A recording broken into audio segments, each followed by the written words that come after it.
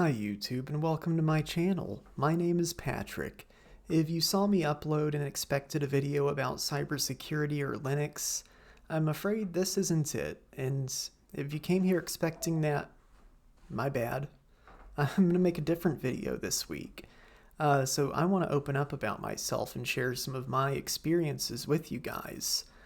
Specifically about an aspect of myself that I don't see discussed very much in the public forum, and that is my sexual orientation.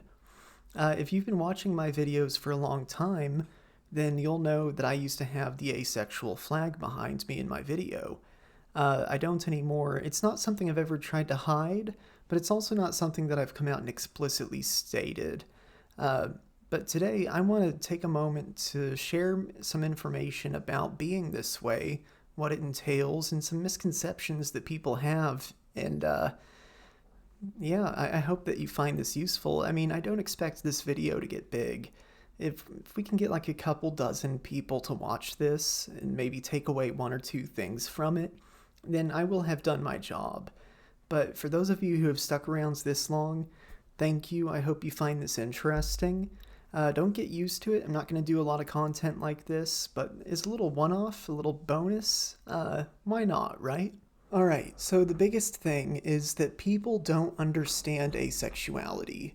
People have a lot of misconceptions about it. Specifically, to start off with, people don't realize how many asexuals there are. 1% of the population is asexual, which doesn't sound like a lot, but it kind of is. That's 80 million people. I mean, 80 million people out there, asexual, 1%. You probably walk past an asexual person every day. So asexuality is much more common than you think, but it's also very misunderstood. People don't get what it's about. So that brings me to my next misconception. This is one that I've heard a lot. You need your hormones checked. Which I get it, right? I mean, we're all taught from day one that if you're not interested in sex, then something's wrong with you. And so I totally understand why a lot of people's knee-jerk reaction is to say like, oh, well, there's something medically wrong with you. I mean, the thing to keep in mind is that when people say something like that, it's not their fault that they don't understand. Yes, there is a little bit of ownership needed on their end for what they say, but they're genuinely trying to help most of the time. The majority of the time, people are not trying to insult you when they say something like that. But in case you're wondering, yes, I got my hormones checked. I am 100% normal. 100%. Another misconception that people often have about asexuality is that you can't get married. You see, this is one of those things where in our society, in our world, we often couple sex and physical intimacy with romantic interest and intimacy. And you're not wrong to hold those things in very close proximity. And if you consider those two things very closely related, there's nothing wrong with that either. In fact, that's a very normal, common way to think. I'm not saying there's anything wrong with that. But for a lot of people in the world, sex and physical intimacy is something separate from romantic intimacy. And I'm not saying I don't cuddle my wife. Like, I absolutely do. But we're both asexual, and because of that, we just don't do the sex part. But our marriage is still just as legitimate as any other marriage. I mean, somebody could even argue to the fact that because our marriage isn't based on physical intimacy and sexual attraction, it's built on a stronger foundation than a lot of marriages. Another misconception is that asexual people don't fall in love. Look, for asexual people, love and romantic interest is separate from physical intimacy. There are people in the world who are not interested in romance, and those people are aromantic. But that's a separate thing from asexuals. They're not the same thing. And again, like the recurring theme with all of this here is that like it's totally understandable why somebody would come to these conclusions.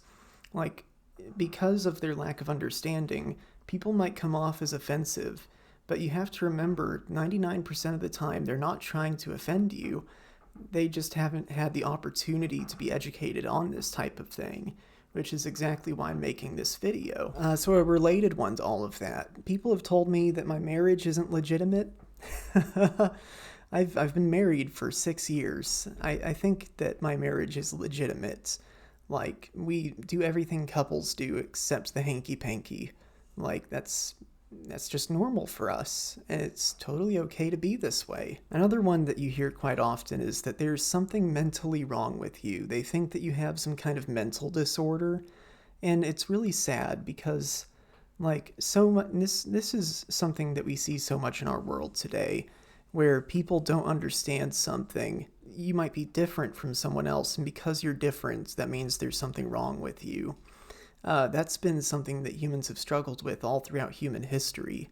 I don't think we're going to solve it anytime soon, but it's important as you go throughout your daily life to understand and appreciate that everybody else has a totally novel and separate existence from yours. Here's one that I've heard a couple times, and that is, "I can fix you," which is, it's supposed to come off as like hot and attractive, but it just comes off as creepy. Like, if you meet an asexual person and you find them attractive, that's fine. They may even enjoy that. But don't say something like, "I can fix you," like they're a project to be worked on or a car to fix. Like, that's really demeaning. And for multiple reasons, because you're treating them like an object that needs repair, and also you're completely invalidating an aspect of who they are. Like, there's nothing to fix here. Like, I'm not broken. There's nothing mentally wrong with me. There's nothing physically wrong with me. This is just the way I'm wired. And there's a lot of people who are like me. And the whole point of this video is to offer you that perspective that you wouldn't otherwise have, so that when you run into us out in the wild, you know what to do, you know what to say. So a question that I get asked sometimes is, what is it like being asexual? And, that's really hard to answer because there's a lack of understanding on both sides. I don't understand what it's like to have sexual attraction, and on the other side, people don't understand what it's like to not have that. You see, it's something that's been innate and a default setting in both parties since they grew up. And so it's really hard to describe the lack of something that you've never experienced.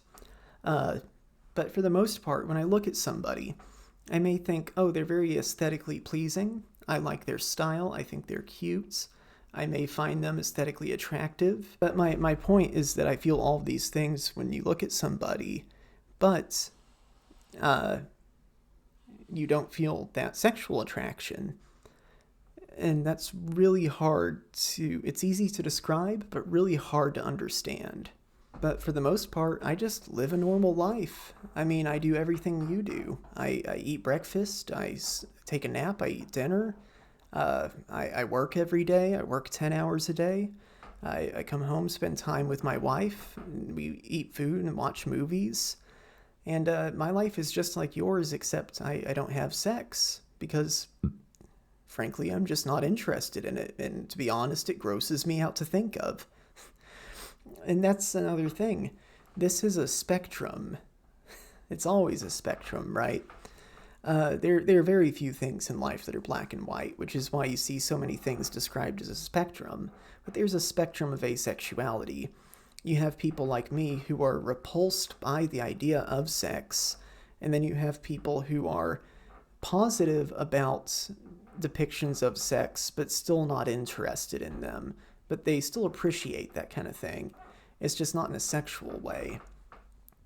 But then there are people, on the far end of the spectrum who just aren't interested in sex 99% of the time. It gets a little weird in the edge cases, but there is such a thing as a gray ace, somebody who is okay with sex sometimes, just not often.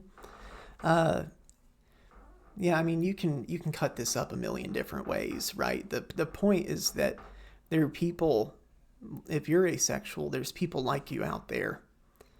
We are absolutely out here, and we understand each other. If you're an ace, leave a little ace flag in the comments down below. I'm interested to see if there's any other sex-repulsed people out there who are watching my videos. I mean, y'all are a bunch of big old nerds. I wouldn't be surprised. And like I said, don't expect this to be a regular video or anything. I just wanted to take the opportunity to open up to you a little bit, be a little bit vulnerable, and hopefully inform you a little bit about the experience people like me have in life. And maybe you'll be just a little bit wiser. If you didn't like this video, my bad.